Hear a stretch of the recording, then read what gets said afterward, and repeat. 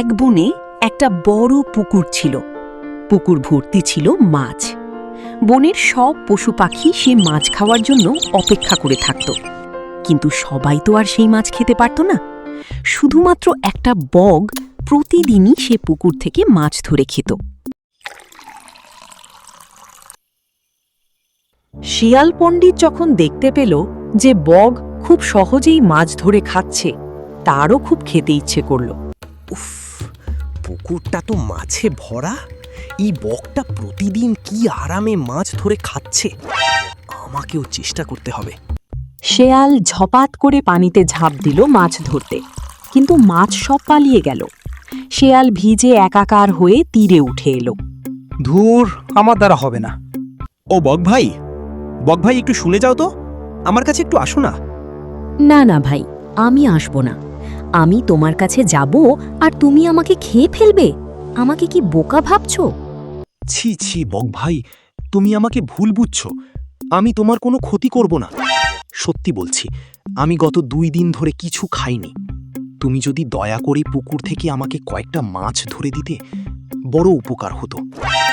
বকের দয়া হলো। সে একটি মাছ ধরে শেয়ালের সামনে রাখল। শেয়াল গো গ্রাসে মাছটি খেল। বক ভাই, পেট তো ভরল, এবার একটা কথা বলি, কিছু মনে করবে না তো? বলো শিয়াল, কিছু মনে করব না। জানো, আমার মনে বড় কষ্ট। আগের বনে আমি যেখানে থাকতাম জায়গাটা খুব সুন্দর ছিল, কিন্তু এক দুষ্ট বাঘের উৎপাতে সেখানে আর থাকতে পারলাম না। তুমি তো সবার উপকার করো, আমার থাকার একটু ব্যবস্থা করে দাও না ভাই। ওই বাঘটা আসলেই খুব খারাপ। আচ্ছা শোনো, বনের ওই পাশে একটা পুরনো গুহা আছে। ওখানে আগে অনেক শেয়াল থাকতো, এখন খালি পড়ে আছে। তুমি ওখানেই থাকতে পারো। তাই নাকি? তাহলে তো খুব ভালো হয়। বক শেয়ালকে গুহায় নিয়ে এলো।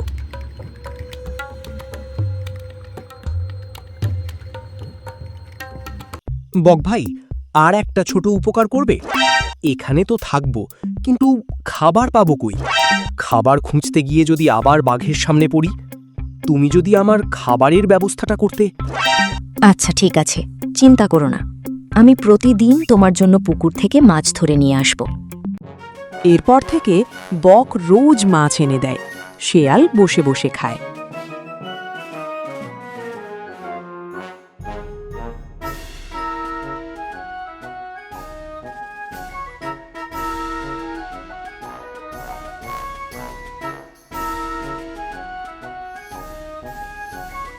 প্রতিদিন এই এক মাছ খেতে আর ভালো লাগছে না। এক জায়গায় বসে থাকতেও একঘেয়ে লাগছে। বকের মাংস নাকি খুব সুস্বাদু। আজ এই বকটাকেই সাবার করব।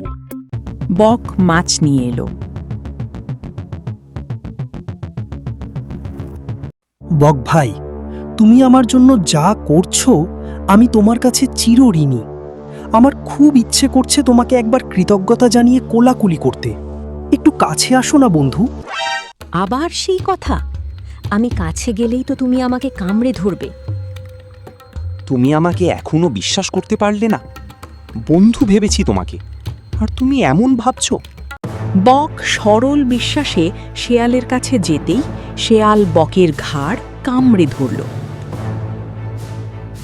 বককে খেয়ে শেয়াল মনের সুখে বনে ঘুরছে।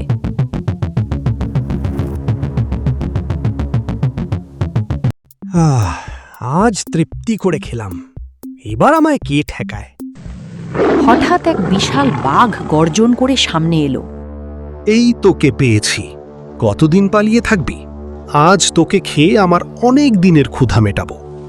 না না, বাঘ মামা, আমাকে ছেড়ে দাও। দুষ্টু শিয়াল, অন্যের ক্ষতি করলে নিজেরও রেহাই নেই। বাঘ শিয়ালকে মুখে নিয়ে বনের ভেতর চলে গেল।